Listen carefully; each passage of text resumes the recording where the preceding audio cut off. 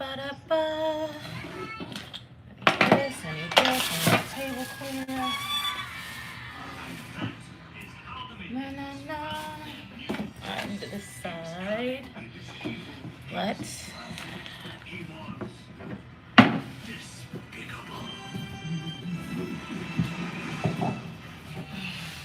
I don't have any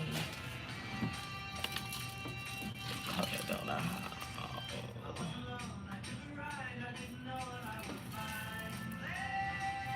Oh, I do.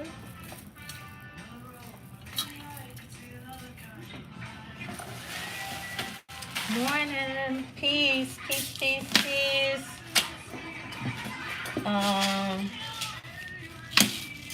Getting some beads out.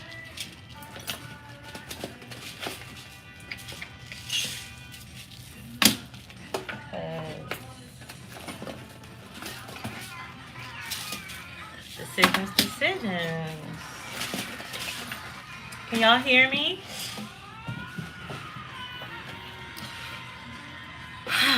I want to do this because last week or earlier this week I did a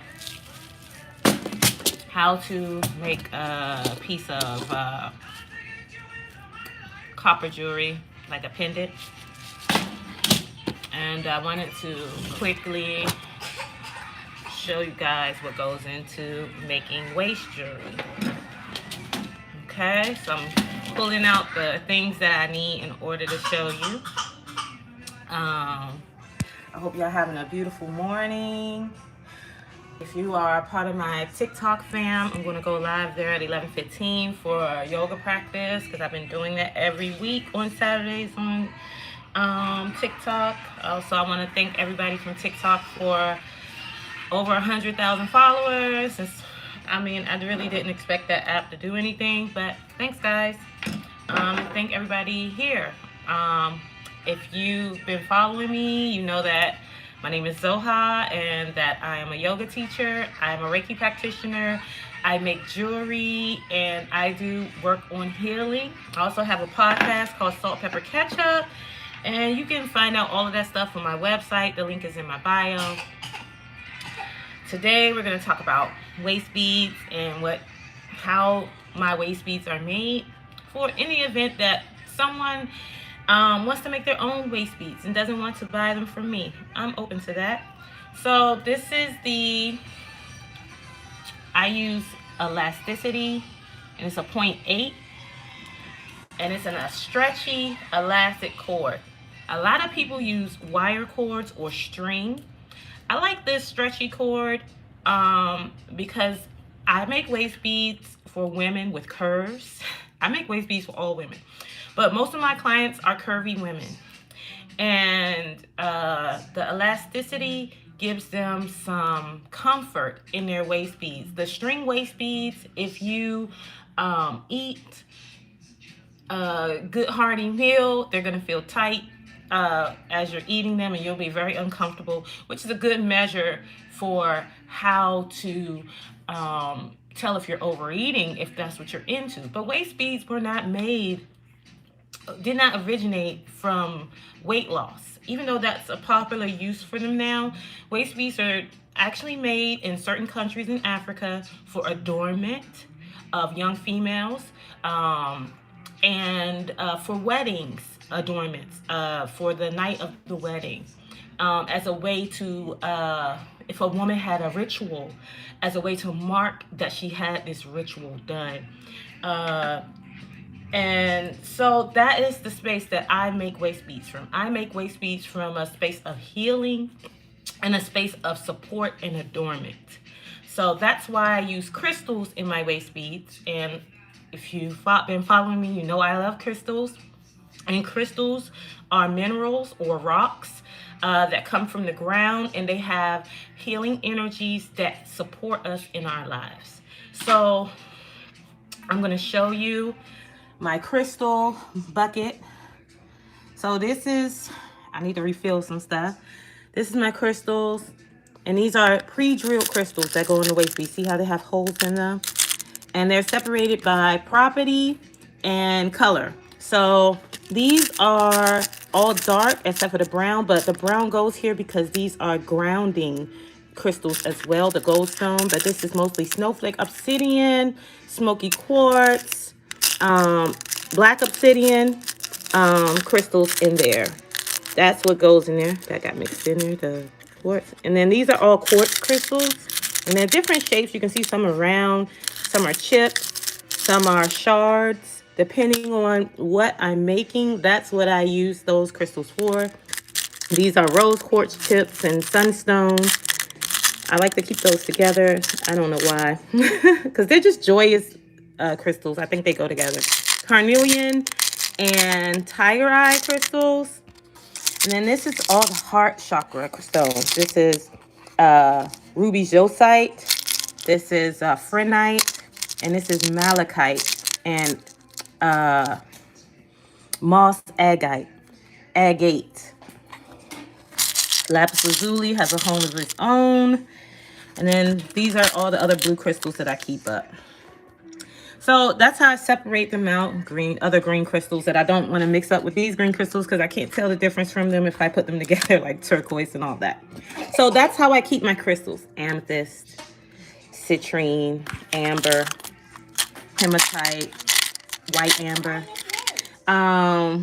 coral. So that's in shells and stuff like that. So this is how I keep my crystals separated.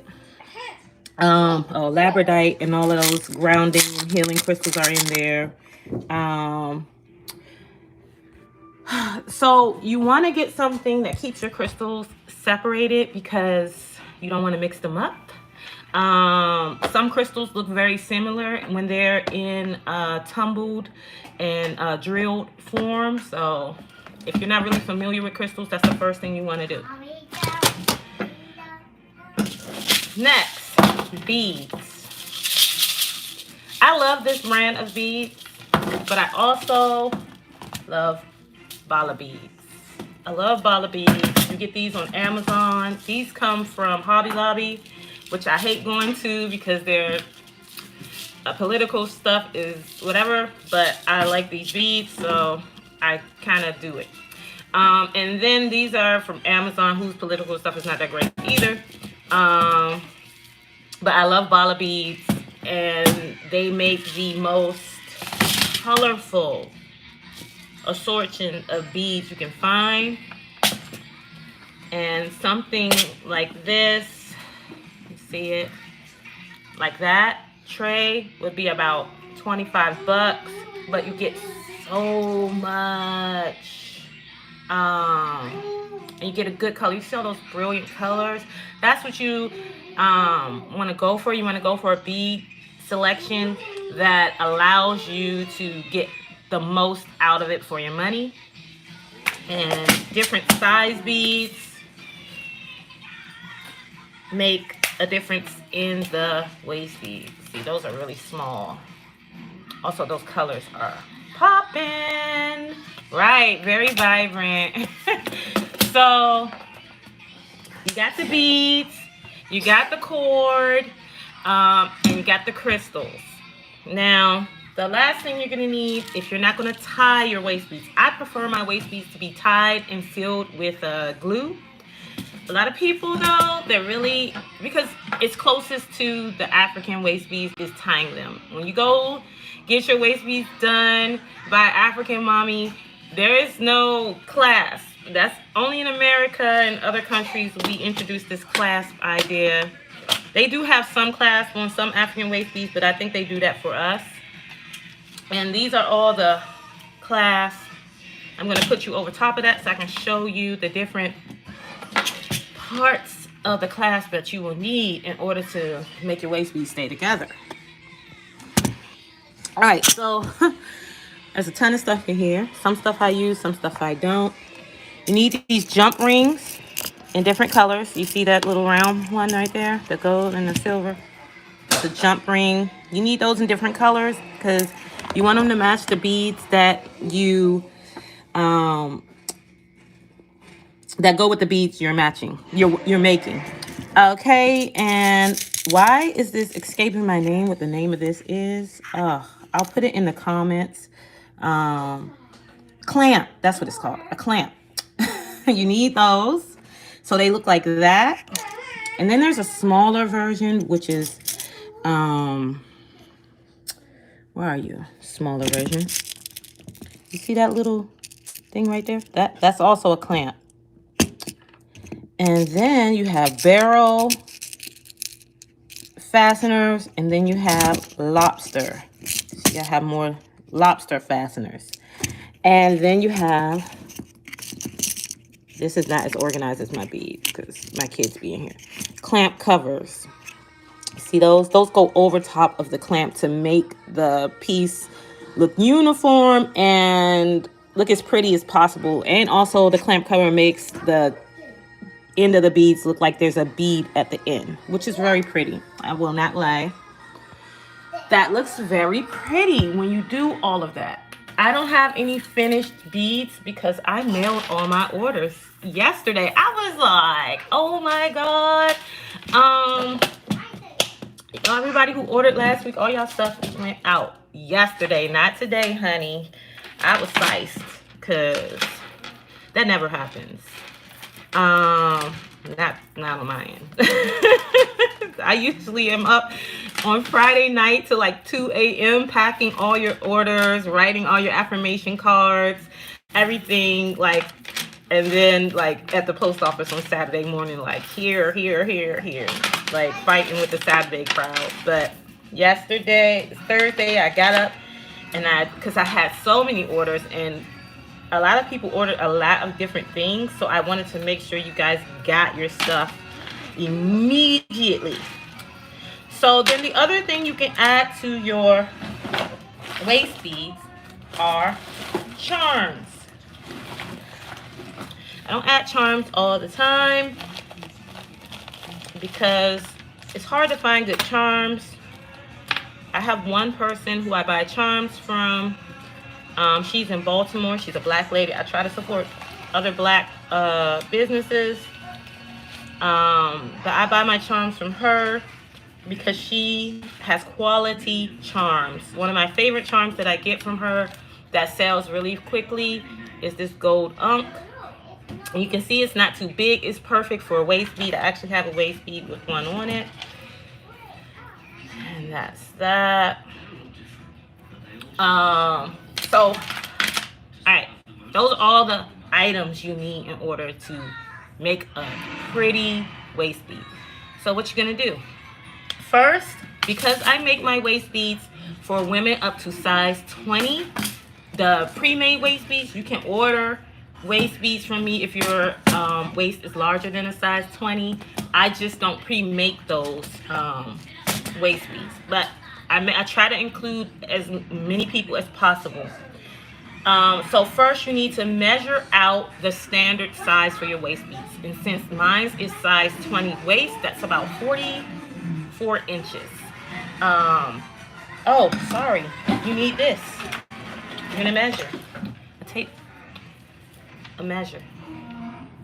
You can get this from like your local drugstore for like, it's getting expensive. I used to get these for $1 or $2. Now they're about $4 here.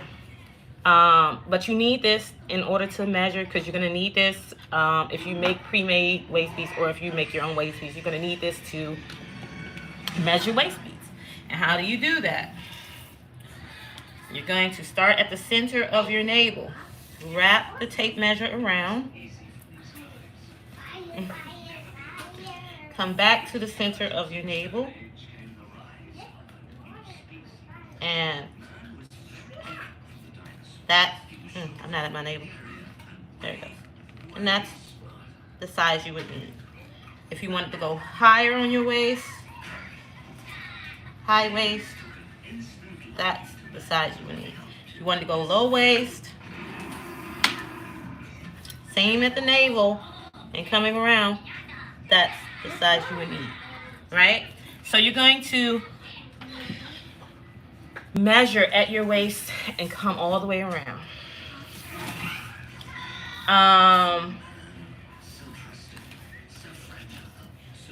That's the measuring part. Now, how do you decide crystals? All right, so you want to choose crystals that are complementary, crystals that work together, crystals that enhance each other. So, like this one has amethyst and clear quartz. Now, amethyst and quartz is a part of the same family. Amethyst is a type of quartz. So these two match because they are from the same family. So amethyst helps you with spiritual growth, spiritual awareness, protection. And then the quartz, which is an amplifier of anything that it's around, amplifies that energy in the waist bead. Then you want to decide, once you decided what crystals you're going to use, you want to decide the beads that'll look best with the crystals. So I went with white and gold here because it doesn't detract from the crystals. It doesn't take away from them. Actually makes them look more livelier and happier. And it makes the crystal stand out on the waist. So that's part of the design, right? Also, I like to tell people is when you put them in a circle, in a circular pattern down, and you look down at them, the pattern should look pleasing. It should look like natural. That's one of the things you want to look out for, is that the pattern of that you're creating is one that will other people will think, or even you, because you're going to wear them, that you think will look pleasing around your waist. That will be continuous. It makes sense. I want to show you another pair that's really... And some crystals, you don't need to mix and match. Like this is a green fluorite. I only use that. I use that throughout the whole entire strand. That's the only thing in here. Small green fluorite, large green fluorite. Because this crystal is such a brilliantly healing crystal, it has so much energy. It's very healing. It cleanses. It lifts your energy up. It's one of those crystals that does a lot of things. I would not add anything to it. This crystal does not need any other support. And then I chose just a colorful strand based off the crystal color with gold and the gold unk there. So even a lot of people like to put like 1 or 2 crystals. I am like, the more crystals, the better. You can get crystals online. I like to get mine from people that I know. I get mine from a retailer that I like, that's ethically sourced, because I like to buy crystals from people who don't just buy crystals to hoard them and make money, because I think that's I don't think there's nothing wrong with making money. We should make money. Money is energy. But I do think it's a problem with hoarding. That's a lack conversation to me, and I don't want to be attached to anyone else's lack conversation. So I like to buy crystals from people who really love crystals and who are connected to the energy, and sell them, because this is what they would do even if this wasn't popular. So they were doing this before this new wave of crystal love came in. So I like to stick with people who've been doing it like I've been doing it, and who's been interested in crystals before crystals were a thing, and not just because they can make money off of them. That's my caveat around energy. So once you decide your colors, you decide your crystals you're going to do, then you have to decide a pattern. If you're going to make the beads stand out, or if you're going to make the crystals stand out. So if you choose to put one giant crystal, I would say put that at the center of your beads, because that's where it's going to be most noticeable. And then I would use small beads to let that crystal stand out, like these small gold beads, something like that, those little tiny ones. Now they have bead what do you call it? It's like a bead bowl, and you can like spool it, and it'll allow the beads to go into the string. I don't use anything like that. I actually hand bead everything I make. I use my fingers one bead at a time because it's actually meditative for me and it's healing for me to do that. And being able to focus like that really does wonders for my trauma, for lots of things that I have going on, anxiety, PTSD, and all of that. It's really healing for me to make jewelry by hand and not to use a machine. But if that's not you, they do have machines on Amazon and other places at jewelry stores that you can put the beads in a bowl and turn it on, and it'll string the beads for you. That's what it's called, a bead stringer. So they have things like that. You don't have to be like me and do it the long way. It generally takes me, I've been making waist beads for about 5 or 6 years. It generally takes me about 40 minutes to make a strand of waist beads, depending on the intricacy, but that's about it. So I don't feel like that's a terrible imposition, especially for someone that's going to be healing and that they may wear for years. Every waist bead strand that I've ever made for myself, I've generally worn it for at least a year, and it doesn't break. I just take it off because I've done the work with that particular crystal and I no longer need it.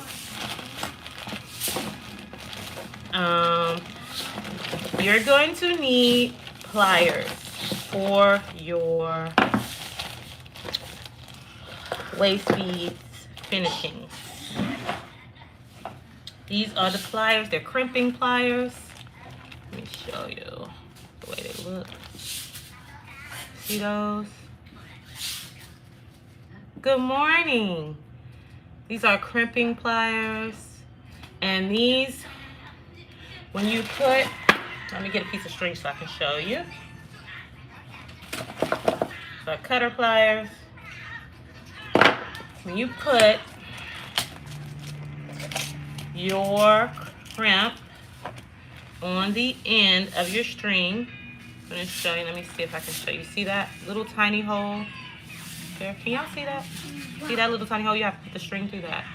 And remember, 0.8. If you use this flexi stretchy string, 0.8 only. If you go above 0.8, you will not be able to fit it in most jewelry, or you won't be able to fit most crystals with holes on the string. If you go 1 or above, trust me, I've done it. And that's why a lot of people use wire, because they haven't figured out how to use this elasticity string. What you want, Pooh? You want a tickle? I don't want a tickle. You want a tickle? I want a tickle. What you want? I want to playground. Okay, we go playground, okay? But you gotta put real clothes on, not them shorts. So the crimping pliers, let me see. I was trying to do this without the tripod because it's acting funny and I need a new one. You're going to take the ends and you're going to, there's ends here that got to flatten down around the cord. You see those? It's probably really hard to see because I can barely see it. But trust me, that's what's happening. So you're going to take it and you're going to put it on there. You're going to flatten down one side. Didn't get to do it. It's really hard to share it. It's going to flatten down. It's like I've never done it before. Oh. I'm going to flatten down one side.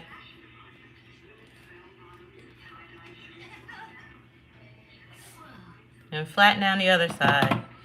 And that's going to keep, you see how that is? Really flat. Where is it? There it goes. There we go. Whoa. Be patient with me. There we go. Jesus. So that's going to keep the beads from falling apart. See? Now it's stuck like that. That's the way it is. And then the jump ring goes inside that hole as well. That's another reason why you have to get a thin cord, because you have to do too much with this uh, crimp in order to make sure your beads stay together. That's another reason why I'm a fan of tying them.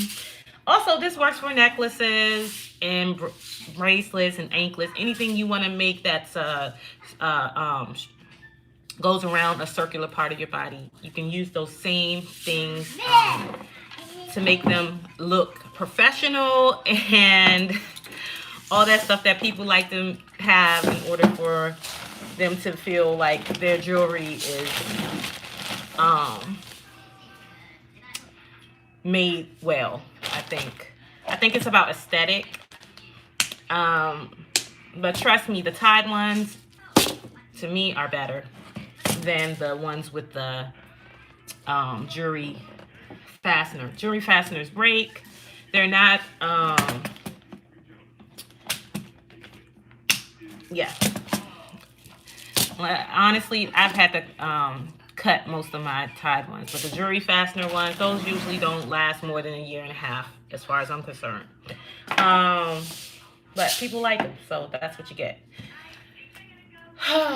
We all have had a story of having a necklace in the lobster clasp just stops clasping and breaks.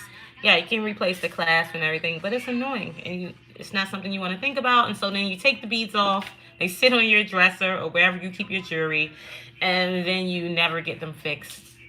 Because that's what most people do. Trust me, I have a lot of people send me back their beads that they broke just so I can fix them. And that is something that I do. If you order waist beads from me, you can send them back and I will fix the clasps or anything like that. Or sometimes people wear them for years and they love the beads, but they stretch out and they want them retightened to the size that they are now, or they lose weight. And so you send them back to me and I will restring the entire strand of beads and resize them for you as well. That is not an issue. Of course, there is a fee involved with that, but that's not an issue. That's something that I do. Sometimes people just really attach to their waist beads and they want them just to fit. So that's everything in the realm of waist beads and how I make them, except I have a small piece right here. At the end of all of my jewelry, I smudge them. This is Palo Santo. I would go get a fresh piece, but then I'll have to go all the way in my room and dig it out. And that would take some time because we keep incense and stuff hidden from my kids so they won't play and burn them. Because you never know with kids. But this is Palo Santo, and you just burn it, and it gives off an aromatic, healing energy. And it's native to some indigenous tribes. So I try not to buy too much of it because it's endangered, like everything is, that has been exploited. But it cleanses and it balances the energy. Unlike sage, saging cleanses and knocks the energy to zero. I like Palo Santo because it cleanses and it balances the energy in the space. You have to know different smudging plants do different things. Also, I like bay leaves, which you can get at any grocery. It's a bay leaves are awesome for Black Americans because it is a part of our culture to burn bay leaves for healing. Bay leaves have tons of healing properties, and it's also a very easy thing to get, and it's also more connected to who we are in this land. So I will also suggest that as well. So those are the two smudging plants that I use when I'm cleansing the waist beads before I send them out or I put them on myself. And that is to balance the energy. So if there is any thing that I was feeling, or say I was in here taking care of my kids and I'm rushing back and forth to the table, to the bathroom, to the kitchen, whatever, that energy is not on your jewelry when you get it. That is to zero balance that energy and make sure that you don't get anything that was going on with me. but you get the intention that I had. You're welcome. Thank you. That you get the intention that I had when I was making the waist beads, but not all the other stuff that's going on in my household because I am a mom of three. And then I practice Reiki, which yeah, yes, my bay leaf is so powerful. A lot of people use them for manifestation and all of that. And that's great too. But I really love bay leaves for smudging and cleansing. Like, yeah, and they just give off such amazing healing properties. And the fact that our enslaved ancestors used them and that's a way to connect to them is a bonus, honestly. Um, and I think that adds some authenticity to the work that we do around healing because it's more in alignment with who we are in this continent. Oh yeah. Then I Reiki charge everything that I send out with the person's name who ordered it. I say your whole name, your address. I ask for um, bless you. You really got the sneezies. I ask for the product that you ordered to be to your highest and greatest good, and for it to help you move in that way, and for your elevated ancestors, your egg bay, and all your divine spirits that work with you and are with you to step into the space and help you. That's all I do when I charge them and smudge them. So I just ask for what you need, and then I send them on their way to you. And yeah, that's the whole waist beading process. And I hope this helps for anybody who wants to make their own waist beads. Also, just take your time. Waist beading is I'm indigenous black. I'm always looking for ways that I'm supposed to connect to the earth here. Ashe, Ashe. Yeah, we gardening is honestly, as far as connecting to America, gardening because what we were brought here to do. A lot of people feel I don't believe it was right. I believe it was very wrong, and the way that enslaved people were treated. But we have something innate to give to this land, and we have something innate to give to our families, and that I feel is gardening, making sure that we teach our children these practices of connecting to the land in whatever way we feel connected to the land. If that's just hiking, being in nature, if it's gardening, having plants. I'm a planter and a hiker. I tried gardening.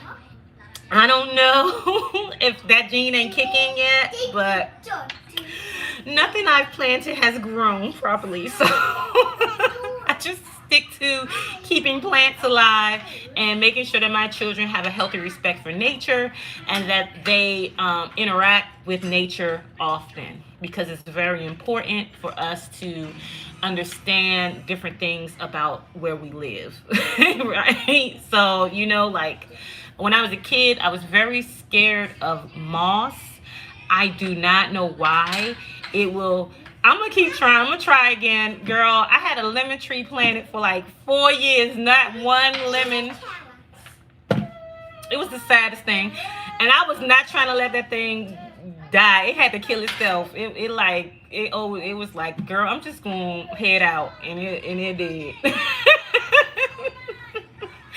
But I germinated the seeds and everything, and it was a fun process though, because I told my kids that, and they did it with me. But just one day they was looking at the tree, they was like, "Mom, when this tree gonna get lemons?" And I was like, "Yeah, it's been about 4 years. I should have at least one lemon. I ain't have no lemons." So I guess those seeds weren't really, and the avocados and none of that stuff has worked for me. Girl, I have tried, but I will do the science experiments because I think it's cool, and I think it's a great thing to teach to your children, like how to do things. What is that? Like, who knows? The world ends and they find some seeds, they'll know how to germinate them too. We've done it several times, germinating seeds. That was one of the first videos I shared on my Instagram, was me trying to germinate seeds with my kids, and it was fun. But I feel like them seeing you, your children seeing you do things that are connected to your ancestral wealth, because being able to keep things alive is abundance. It's an abundant thing. Being able to having the knowledge on how to take care of something is really truly some real good stuff, like to pass on, and it is a part of wealth. That's the word I'm trying to look up. I think we think of wealth only as money, because a lot of us are in a bunch of lack circumstances, and so we need money so much that we can't see the other streams of wealth that we have functioning in our lives. So I try to make sure that my children know that we are wealthy in other ways besides money, so that they can learn how to bring about that same wealth in their lives. And that's why I have a business. That's why I use my hands making jewelry, and that's why I teach yoga, and that's why I teach coaching, trauma coaching. That's why I do all the things that I can do, is because I want them to know that their life experiences, their lived experience is valuable. Your lived experience is valuable. Who you are is valuable. And you have a lot to offer. And no, you might not be able to always charge for everything, like, but it still has value beyond money. You know what I mean? Like the knowledge and passing it on, or even just someone seeing that you're doing that process. It's so wealthy. That's so much wealth. So yeah, I want to thank you guys for hanging out with me. Sprinkles and Booze, thank you, sis. And I am unique and